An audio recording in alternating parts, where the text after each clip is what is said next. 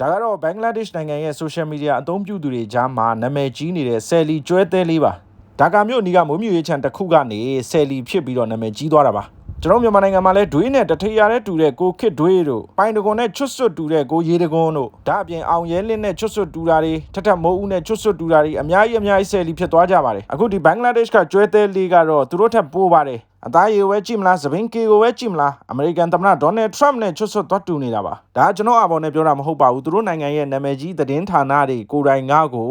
ဒါဒေါ်နယ်ထရမ့်နဲ့တူတယ်ဆိုပြီးတော့လက်ခံပြီးတော့သတင်းတွေရေးကြတာပါပြီးတော့ဒီကျွဲသဲလေးကိုလည်းဒေါ်နယ်ထရမ့်ဆိုပြီးတော့ပဲနာမည်ပြောင်ပေးထားပါတယ်တချို့ဘင်္ဂလားဒေ့ရှ်ကသတင်းဌာနတွေဆိုတော်တော်ဆိုးပါတယ်ဒီလူစကားနားမလည်တဲ့ကျွဲကြီးကိုမိုက်ထိုးပြီးတော့အတင်းအင်တာဗျူးတာတွေပဲလည်းကျွန်တော်တွေ့ရပါတယ်ဆိုတော့အဲ့ဗီဒီယိုဖိုင်လေးကိုလည်းကျွန်တော်စေ့ထားပါတယ်ကျွန်တော်မကြခင်မှာလုပ်မဲ့ voice over မှာကျွန်တော်ထည့်ပြီးတော့ကျွဲသဲလေးကဘာတွေပြောလဲဆိုတာကျွန်တော်လေ့လာလိုက်ပါဦးမယ်အဲ့ဗီဒီယိုဖိုင်လေးကိုလည်းကျွန်တော်